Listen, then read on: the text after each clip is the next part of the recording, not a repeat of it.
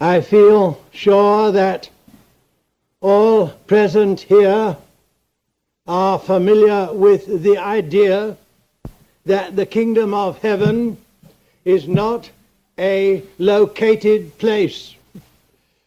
It is not somewhere that you can travel even by jet.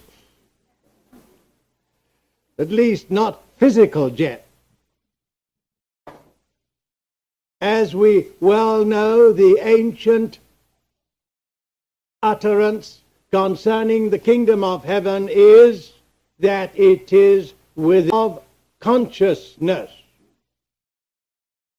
leading to a certain attitude of mind towards living and all other living beings and things, in the main characterized by an abiding sense of all that exists. Thus, the kingdom of heaven is indeed within us, and this afternoon we are going to consider together some of the basic ideas of the oldest and the very of all sciences, the science of the soul of man, or if you like, consonant with our subject and my title, the science of the attaining. Yes, and I'll add, the science of the attaining and the man of the kingdom of heaven. I believe that this subject is of the utmost importance to humanity as a whole at this time. The problem concerning human behavior can ultimately be brought down to the consideration of the ethical and the spiritual values involved. And so, we time this afternoon seeking that state of awareness where the spiritual part of us will influence everything we think and say and do. Is there a way of bringing us for ourselves by some particular method? Yes, indeed there is. And the name for the science is called in Sanskrit yoga. The name of the science of waking oneself, yogi, one who practices yoga, is wide awake to reality.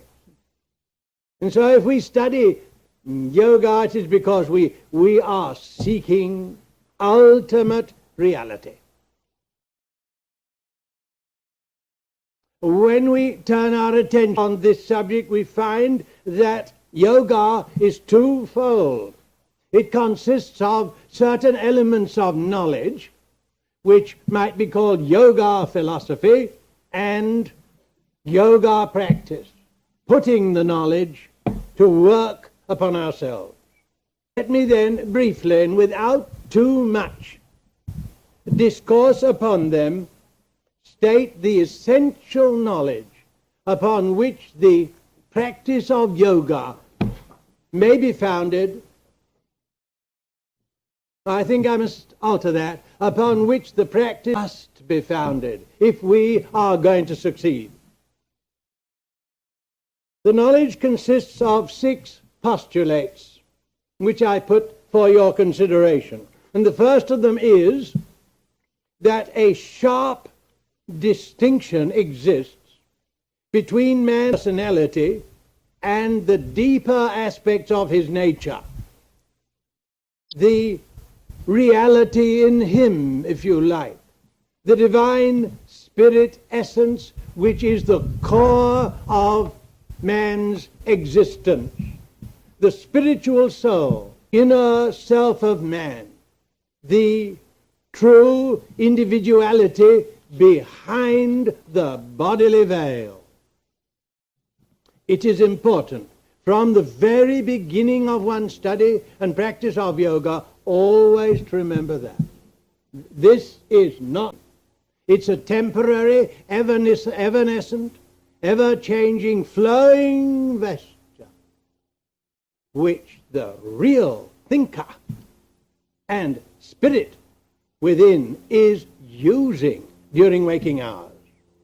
Thus, man in yoga, a second existence, untouched by time and unsullied by worldly concerns and activities. The true self, the one unitary center of consciousness and selfhood of each and every one of us.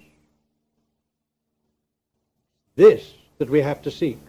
It is this that we have to find, and finding, enter the kingdom of heaven. About this spiritual self of man, there is an important statement. Universe, or universal spirit. These two being completely identical. Man's spirit and God's spirit are one spirit. That's the heart of yoga philosophy.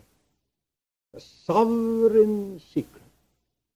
The spiritual self in each one of us is identical with the total spiritual self of the universe as a whole.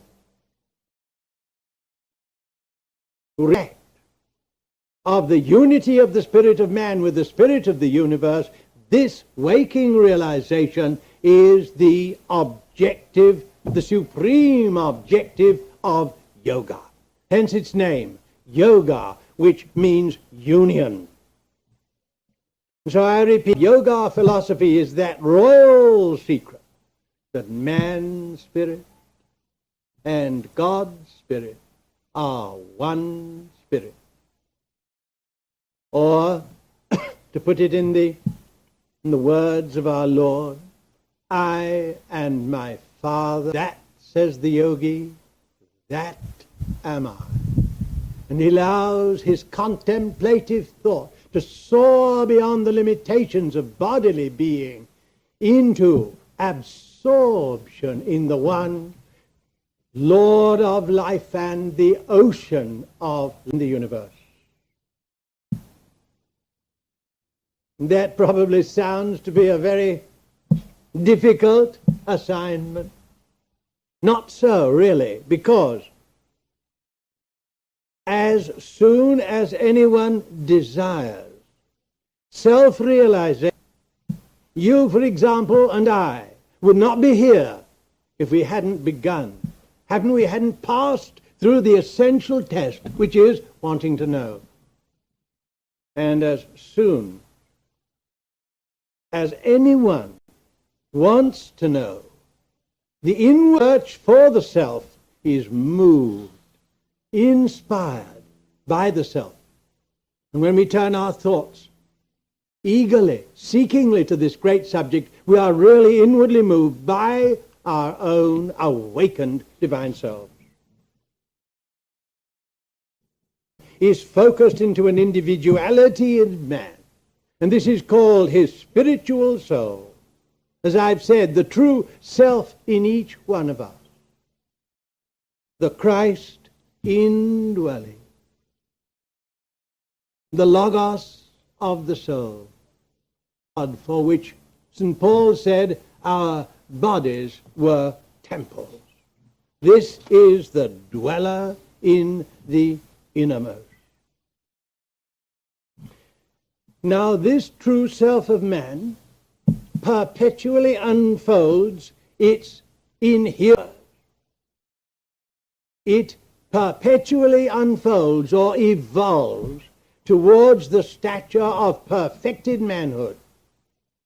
And according to yoga philosophy and theosophy also, this is achieved by means of successive lives.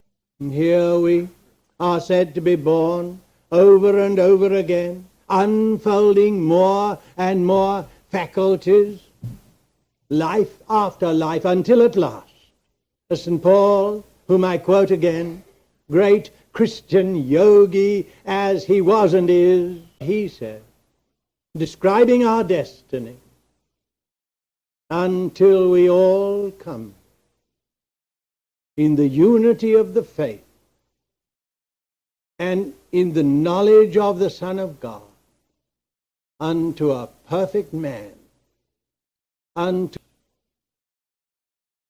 our destiny. The goal to which everything is bringing us. All the experiences of life, none being wasted. Everything that happens to us playing its actually after a sufficient number of lives. The full lesson is learnt, the full powers unfolded, and all weaknesses overcome. Then the man is an occult sage. In yoga philosophy, the operation of the law of cause and effect assures absolute justice to each and every human being always. His own actions decide the conditions of each life towards the condition of perfected manhood.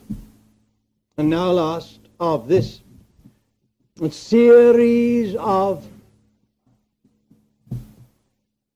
teachings in yoga philosophy, the crowning idea, it is this.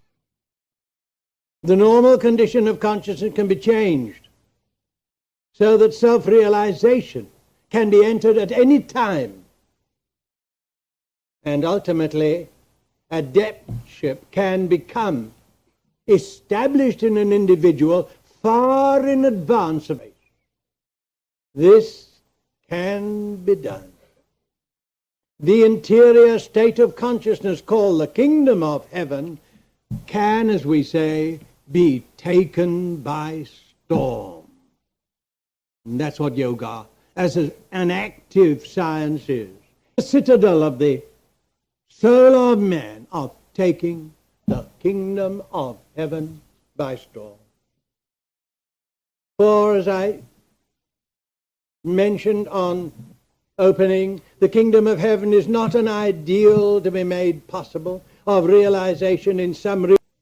The kingdom of heaven is an ever-existing, self-luminous state of being to be realized here, to be realized now. Or you might change it and say the kingdom of heaven is a truth, operative in all the processes of living. And it is this state that we seek, and this truth which the yogi ultimately finds. The method of finding is called yoga in practice, and what I have outlined briefly now.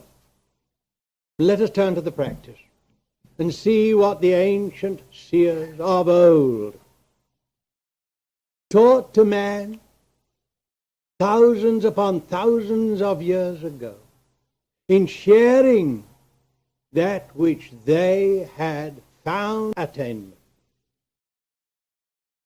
Illumination is attained by yoga in its total meaning and its application to life. It's something you have to live here day by day. Yoga isn't something you can turn on and off like a faucet, nor seek, or at first you gain gleams thereof, and eventually it is something which illumines your whole life. Motives, thoughts, feelings, yes, words, deeds, your very eyes and the clasp of your hand. All of these ideally and ultimately reflect the illumined state of the successful yogi. But you don't have to go away into the jungle or the cell. Yoga is not otherworldliness, inwardness. Yoga is not shirking one's duty. It is proper and ceaseless performance of one's duty. Yoga is not running away from home and human habitations into forests and caves. It's viewing the home a new light. Yoga is not an avoidance of society. It is cultivation of an all-embracing love for all that live. Such, in part, is yoga. Practice steadily it leads in you all wisdom and joy, the true kingdom of heaven. How well worth practicing. How well worth even studying academically. That's the start.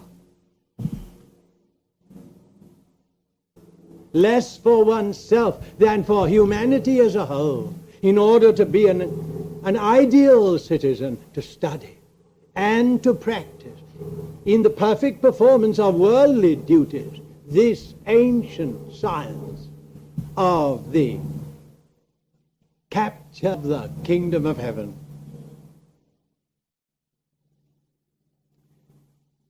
Yoga is valuable, even in our daily lives. It ensures efficiency.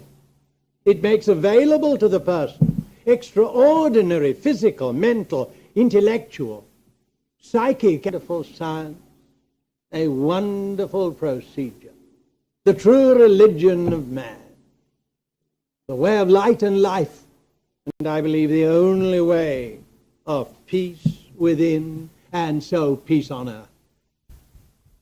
Now, when we examine it, success depends upon two procedures. One, this is going to be a hurdle, two procedures. One, the control and the right use of thought,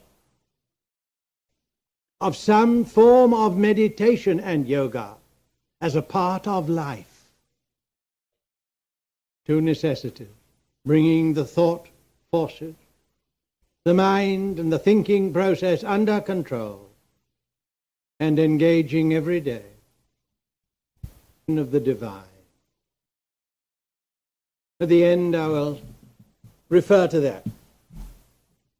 Now, more closely examining the teaching, it is found that there are actually 7 branches of yoga. 7 methods, really. Branch of the main yoga philosophy, each of the 7 with its own special methods or accentuations of methods, and its own practice, and its own immediate objectives. But all kinds of true yoga have only one objective, self-discovery, which implies realization of union with God. Hence the name yoga, which means to unite or union. Well, kinds of yoga.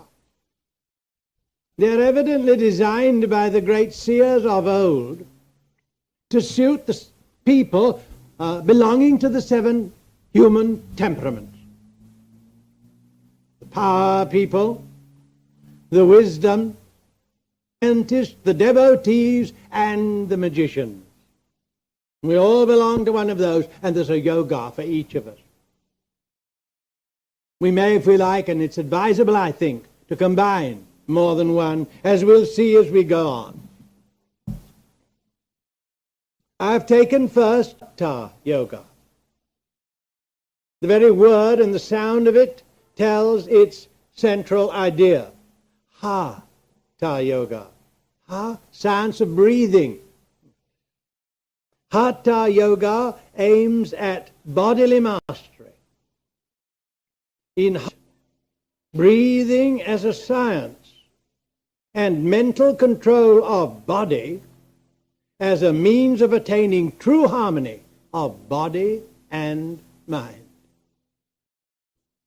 Too long a sentence? I'll say it again.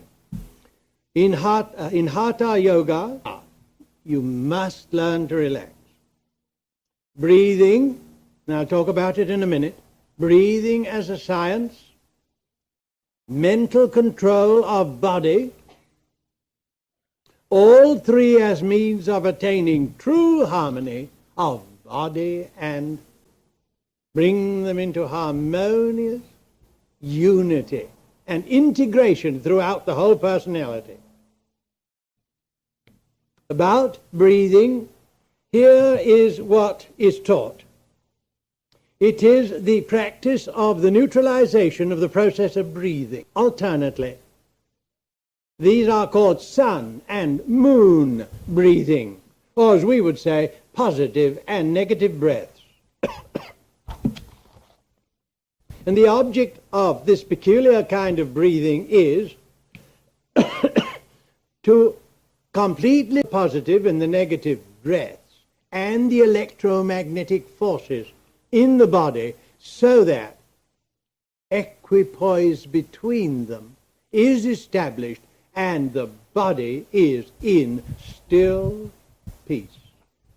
Then they are ready for full realization, which we'll consider later on. I would like to warn, if I may, against any very peculiar and eccentric systems of breath control unless you are under the direction of a qualified expert. The next is called karma yoga. Karma means action, and the karma yogi aims at perfect skill in action. But he recognizes that there is only one actor, who is the supreme Lord of the universe.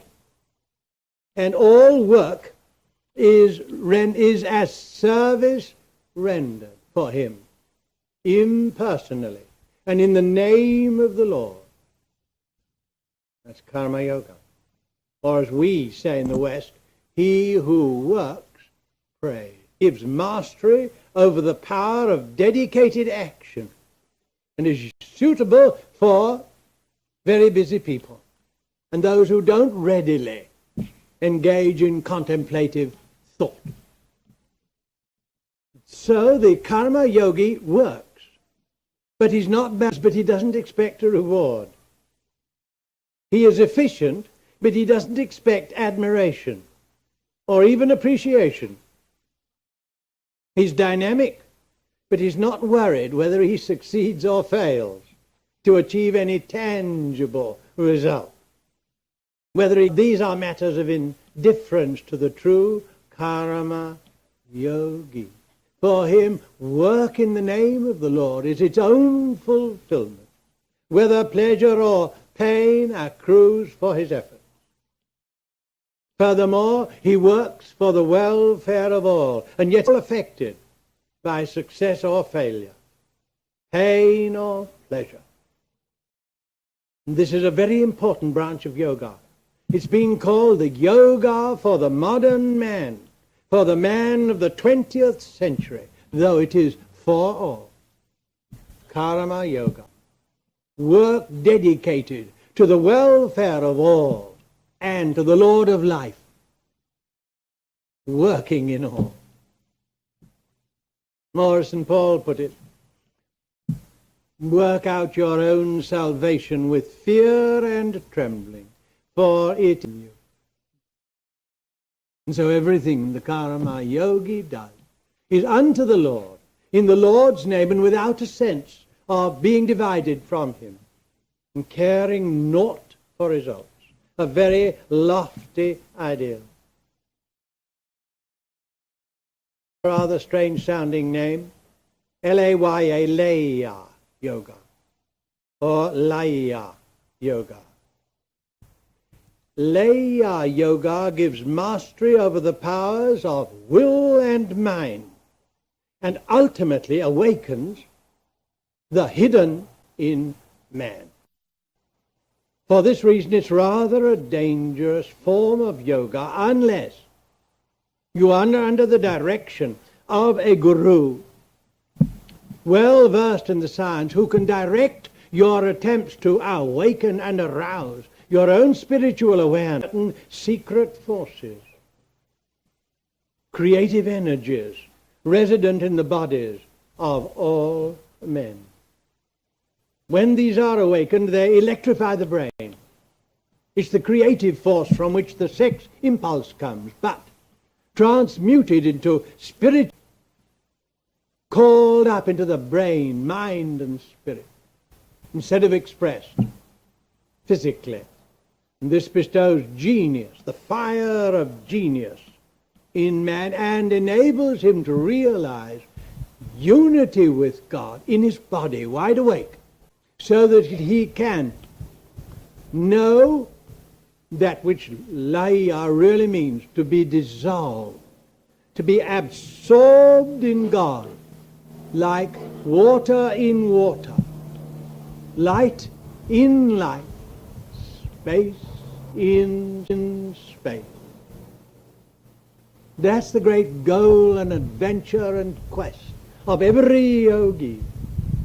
But in Laya Yoga, occult forces are aroused, and we are warned of the dangers until the Master appears. It has occurred to me that the Laya Yogi would be able to help us,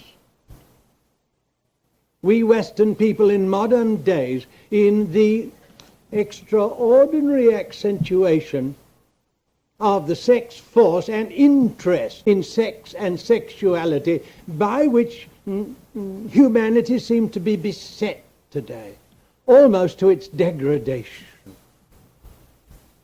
What would an illumined yogi say to us about that? Supposing we could find one.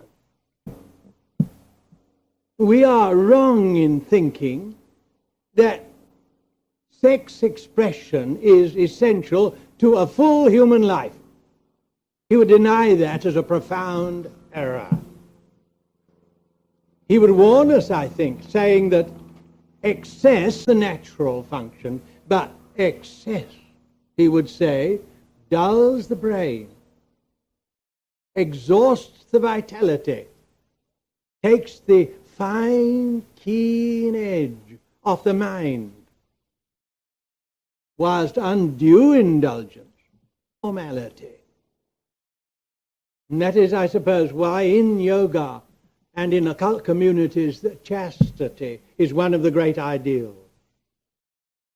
He probably, if we could get him to talk, he would tell us that the sex impulse itself in man, and being a force in his body, it's subject to the control of his thought and his will. And if we said to him, well, how are we going to do that? He would say, purify your thoughts and then direct and out of the top of the head. Draw it away from body to mind and spirit. Yes, he might go just a step further there and say, if you like, when you are performing your to the one creator of all, into the reservoir of solar creative power, and find yourself absorbed therein. And then, of course, the desire dies away completely. As the Gratisan say, you with your worship of efficiency may know that all-round efficiency would result from success. Rather important message from the East to the West in these days. From the East to the West. My notes concerns what is called Jnana Yoga. J or G-N-A-N-A. Jnana means knowledge. These are the intellectualists who think their way out of separateness into union, founded upon and distilled from knowledge and the experiences of life. Jnana Yoga develops the mind and gives mastery over all the powers of the intellect. Jnana Yoga thus leads to the attempt. The ideal is that you come to a condition where you could never be deceived about anything. Truth is known and is the unfailing touchstone in all circumstances. And the jnani can never more includes the realization of that single absolute truth, which is regarded as the source of all phenomena and all our perceptions in the universe.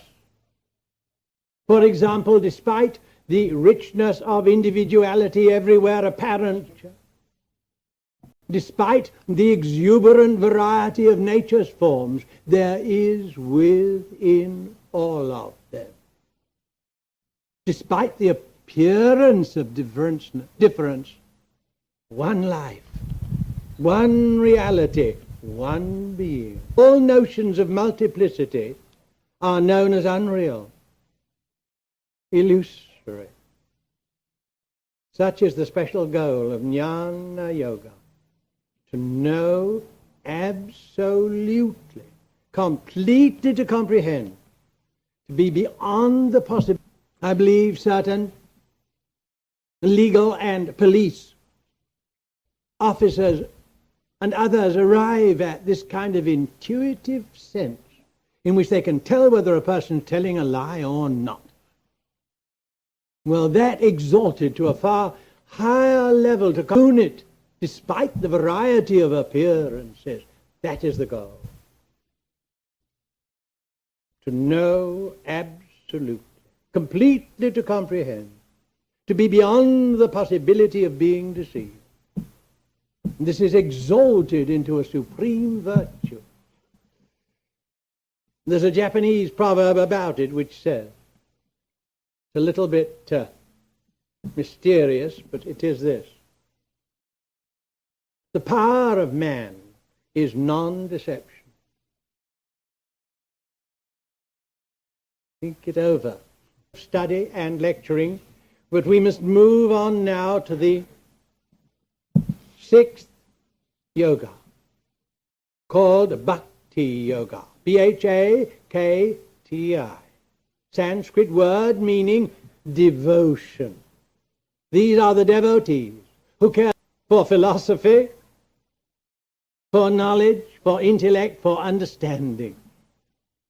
All they want is to be one with the beloved, caring for naught else. I noticed in reading one of the letters of Dostoevsky these words, attitude of the Bhakta.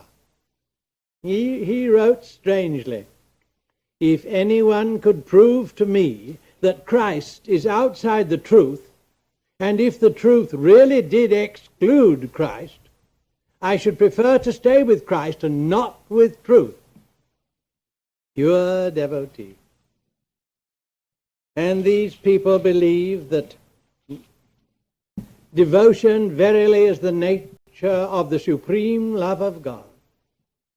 And on attaining this supreme love and its fulfillment in realized union with Him, man mortal, fully satisfied.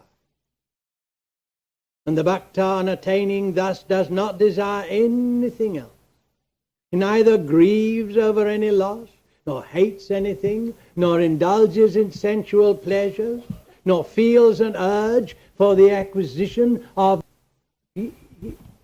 He's outgrown them, and they've fallen away from him, apparently. And this divine love is not of the nature of desire, because it is of the form of renunciation. It means a single-minded, one, and an indifference to all that is antagonistic. And the essential characteristics of devotion are the deep consecration of all observances and activities through common. Yes. Life is fulfilled by renunciation, the Bhakta Yogi would say. The practice of devotion, then, and this kind of yoga, for some temperaments is because divine love doesn't depend upon any other proof.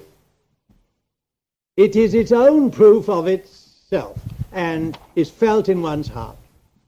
And that's enough for the devotee, think you. It's a wonderful power. It's the Christian path. You'll recognize that as I go along. Is of the nature of peace and supreme bliss. The devotee feels no anxiety about his worldly concerns, since he has wholly consecrated himself to his Lord. Thus flowed up, dissolved in him, the goal of the devotee.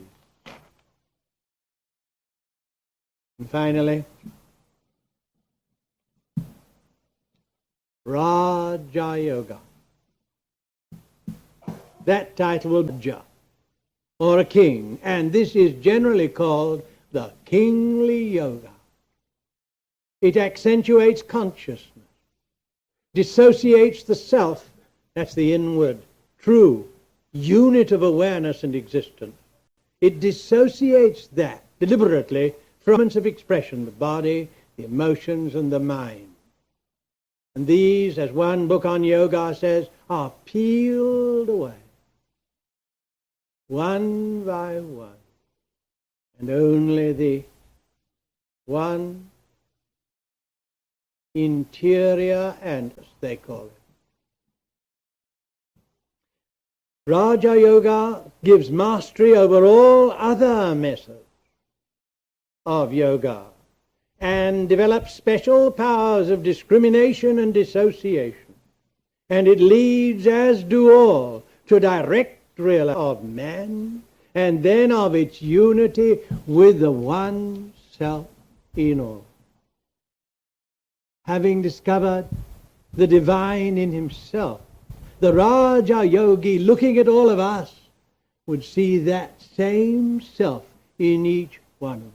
Shine the same as in himself, all identical rays of the one supreme Spirit, the Lord of all. That is his way. If you study the methods, you find that they're affirmation. They affirm what they seek as if it were a truth. And by continually affirming it and dwelling on the affirmation, it dawns on them that it is true. Something like this. Let me discover that any one of us could, as many do, practice day by day. Supposing you and I, if we haven't already done so, wanted to begin. Look into this matter, not only academically, but that as I went along, it's the way out of confusion and sorrow and doubt and fear and loneliness. And it is one of the greatest systems of interior therapy there is. Touched even the hem of his garment, the fringe of the inner consciousness. Straightway, the outer man is whole. How's it done? Well, there are some simple, since you need to be regular. You must keep at it every day. Nietzsche said, in the mountains of truth you never climb in vain. Either you climb higher today or you develop the power to climb higher tomorrow. So you must keep on. Not notice it, but there comes very soon a deepening perception, solutions to problems hitherto insoluble. Dreaming true, flashes of intuition, discriminative wisdom grows as day by day, one kingdom of heaven in which it abides. So, first rule then, keep on. Next, privacy. This is one of the things we have to do for ourselves and by ourselves. No one can do it for us. And then, correct posture of the body. None of the so-called asanas or postures of Hatha Yoga are at all necessary. Some of them may be helpful, particularly the lotus posture, but as a great yogi, modern yogi said not long ago, any comfortable position of the body is a posture.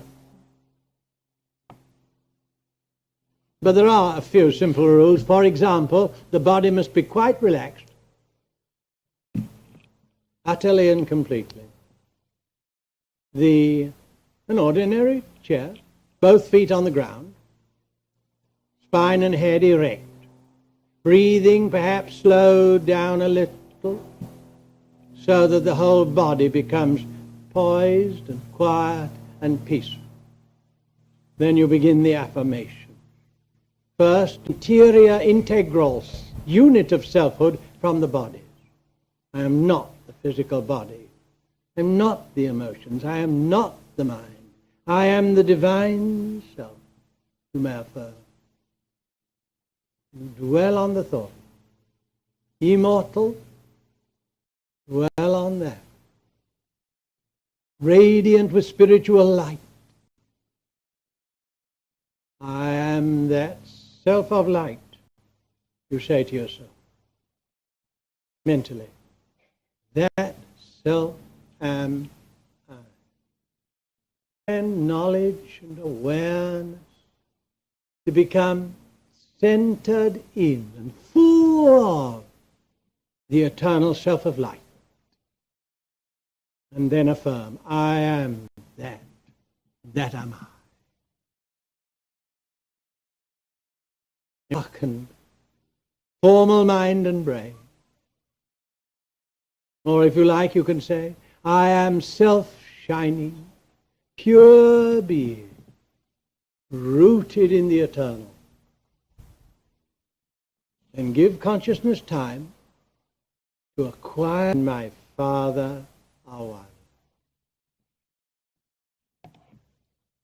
That's all. Except that we must live it out as a part of our lives. But there is a strange thing that can happen. Sooner or later, after regular practice,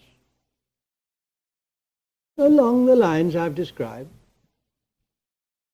sooner or later, after regular practice, affirmation and contemplation, equipoise is attained. Effortless, it comes to you. Silence enfolds one, as if the mind had become dissolved in its source. One forgets all words, all efforts cease. Even contemplative thought ceases, to be replaced by a mirror-like awareness. And if this comes to you, don't disturb it.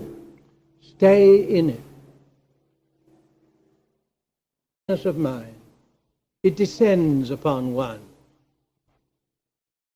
as if the mind were at rest in the ocean of reality. And then, in this silence, what is called the voice of the silence is heard. As itself, as a self-declaration of spirit, is made to the outer man. Then you begin to know, indeed I am not this, I am that eternal one.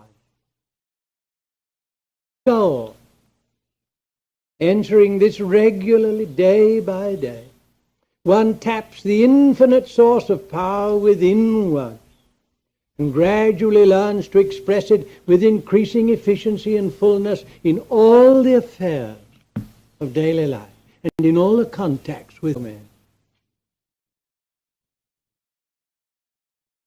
To live in increasing spirituality and beauty.